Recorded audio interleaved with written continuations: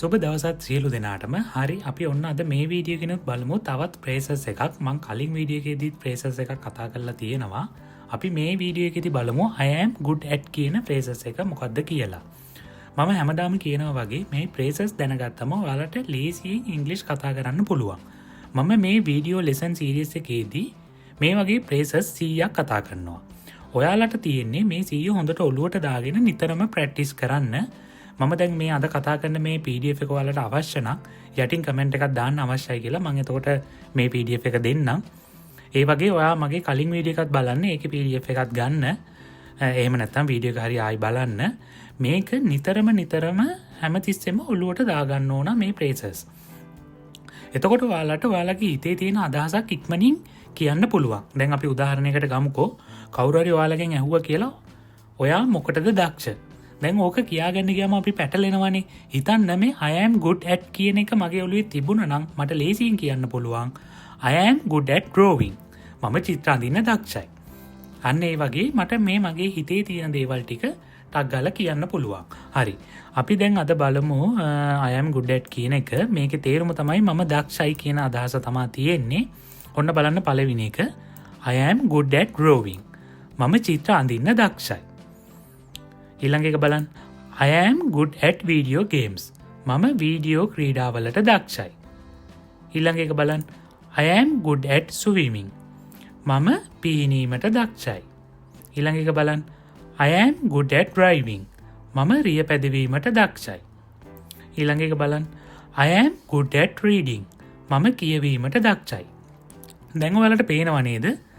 I am good at කියන එක තිබ්බම දැනගෙන හිටියොත් ඔයාලට මේ අගට කැමති වචනයක් දාලා ඔයා දක්ෂ දෙයක් ගැන කාට හරි කියන්න පුළුවන්. අන්න ඒකයි මේ ප්‍රේසස් ඉගෙන ගැනීමේ වාසිය තියෙන්නේ. හිතන්න මේ වගේ 100ක් ඉගෙන ගත්තම ඔයාලට කොච්චර අදහස් කියන්න පුළුවන්ද කියලා. හැබැයි මේකේ වැඩේ තියෙන්නේ දැන් අද මේක ඉගෙන ගත්තා කියලා අතහැරලා දාන්න බෑ. හෙටත් ටක් ගාලා මේක බලන්න ඕනේ. දැන් මේක පළවෙනි පාරේ ඉගෙන ගත්තට පස්සේ ආයෙ බලද්දි ලොකු වෙලාවක් යන්නේ නැහැ. කවුරු හරි ආයෙ පුළුවන් නම් හෙට වීඩියෝ එක ආයෙ බලන්න. නැත්තම් මේ PDF එක ෆෝන් එකේ තියාගෙන හරි කම්පියුටරේ තියාගෙන හරි ආයෙ බලන්න. මේ වගේ 100ම එක දිගට බලන්න. මගේ දැන් අපි මේ තව පහක් තියෙනවා. ඒ ටිකත් බලමු. මගේ අනිත් වීඩියෝ ලෙසන් වල මම කතා කරනවා ඉංග්ලිෂ් කතා කරන්න අත්‍යවශ්‍යම verbs 10. එතකොට ඒ ටිකත් හිමීට ඔලුවට දාගෙන යන්න PDF ටිකත් ළඟ තියාගන්න පුළුවන්. හරි. දැන් අපි බලමු තව ටිකක්. I am good at sports. මම ක්‍රීඩාවලට දක්ෂයි. I am good at writing. මම ලිවීමට දක්ෂයි. I am good at maths. මම ගණිතයට දක්ෂයි. I am good at dancing. මම නර්තනයට දක්ෂයි.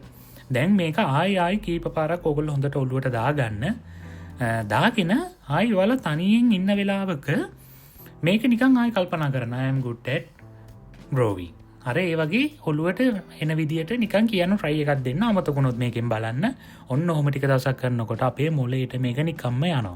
මම අර හැමදාම කියනවා වගේ ඔයගොල්ලෝ දැන් my name is කිව්ව ගමන් ඔයාලට ඒක ආයි කියන්න යන්නේ ඇඟෙන්න එනවනේ. ඒ මොකද ඔයගොල්ලෝ කියලාම my name කියන එක my name is කියන එක ඔයගොල්ලන්ට දැන් කටපාඩම් වෙලා තියෙන්නේ.